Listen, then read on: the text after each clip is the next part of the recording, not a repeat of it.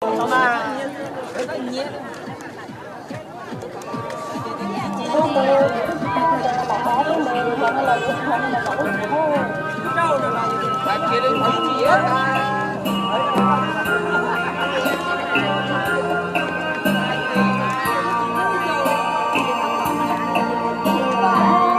video xây gì?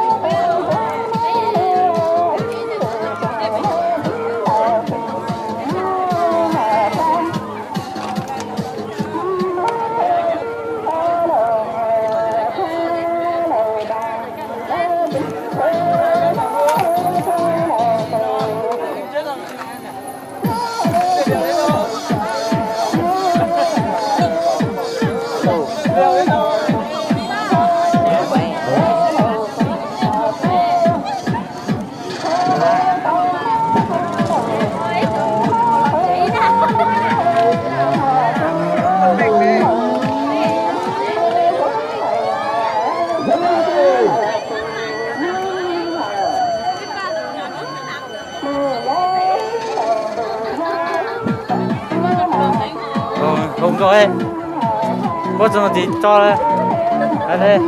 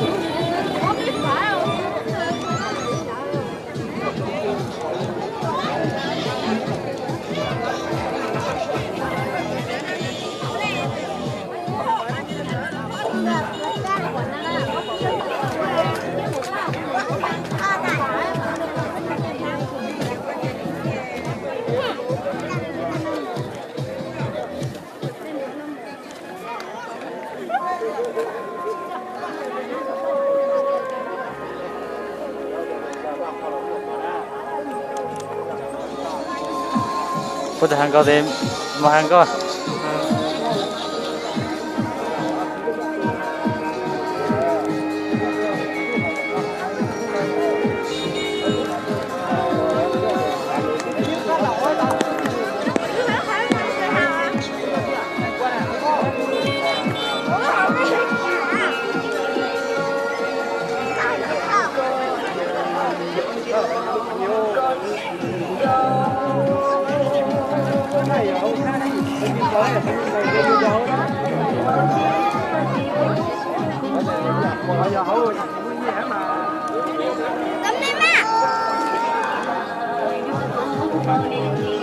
Cho ban tổ chức nhảy thì làm nhảy chứ.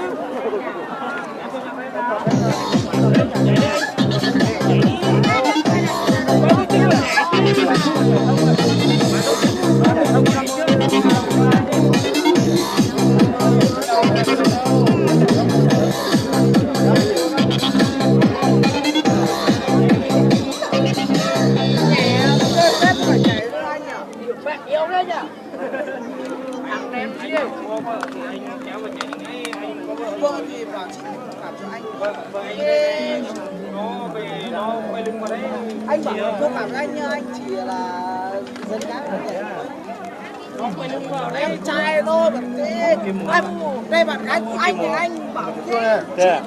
Đừng có hả? Đó là. Bây giờ bạn của mình pha tôi mình ngay đây thì bảo cô bảo.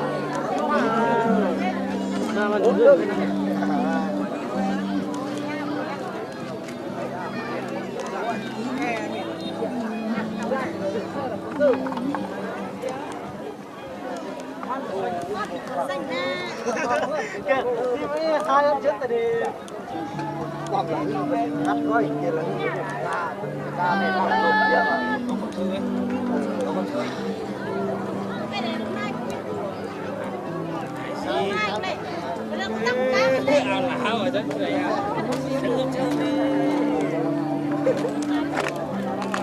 Đi mà, kéo lá đi, cho bên lính nào.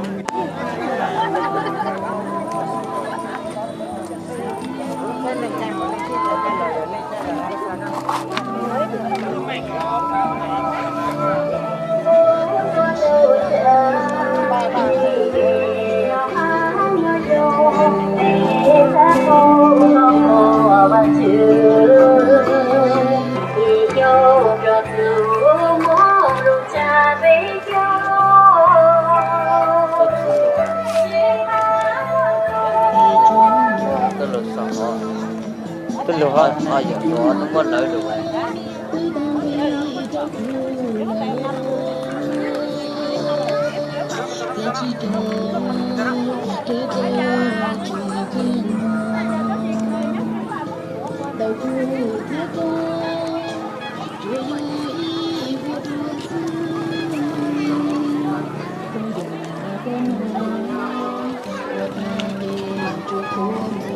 Đó này, ít pha này. Đây là cá này. Lùn cho nó sẽ.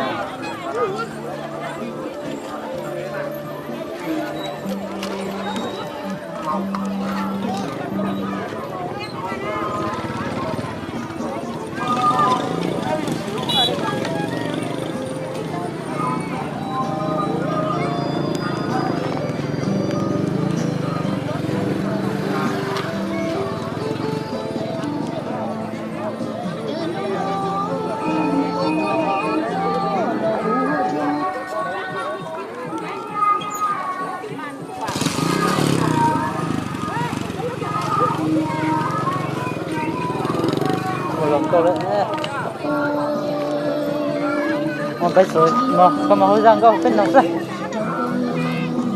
hả bây giờ nó hai bên này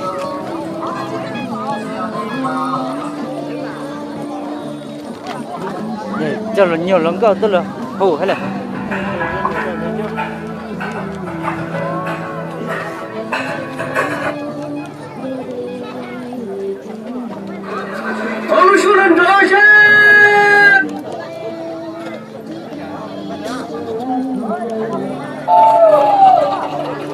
我中到谢谢 merci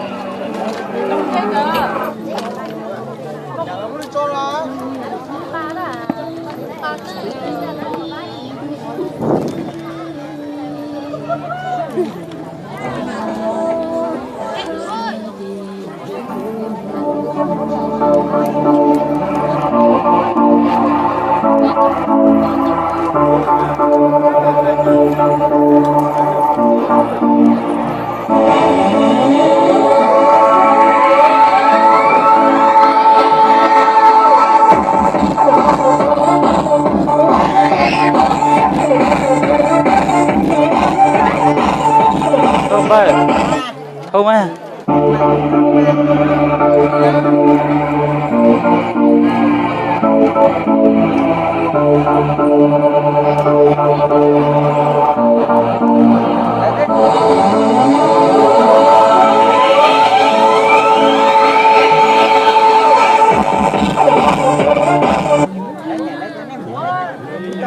Hả? Hả?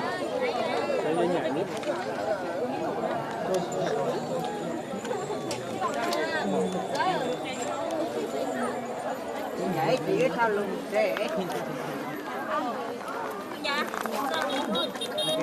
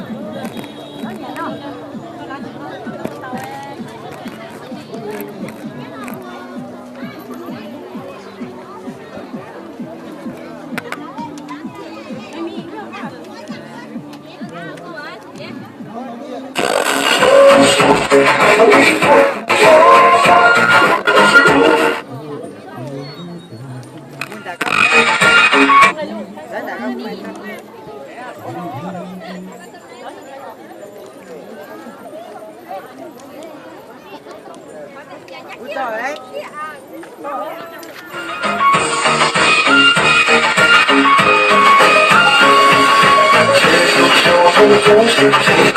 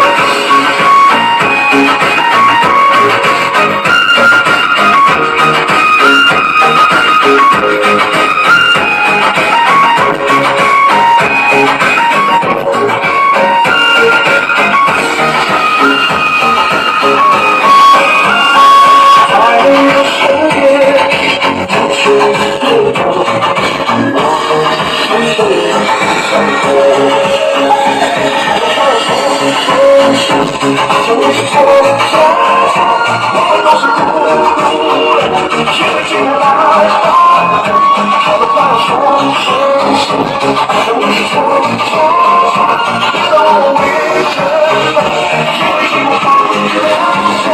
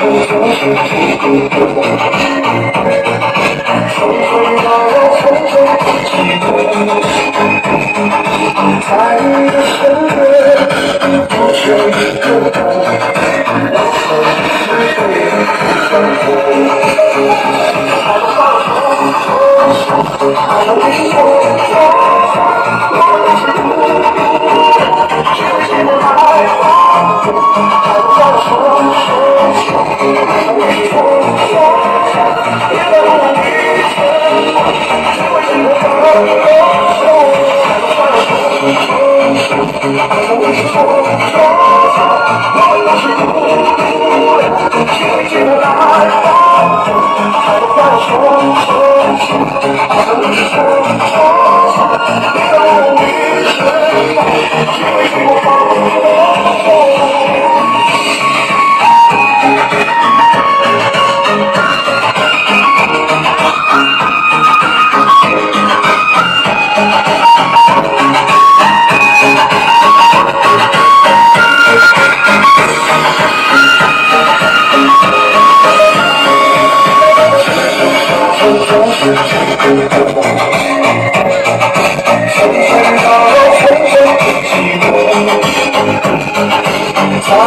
subscribe cho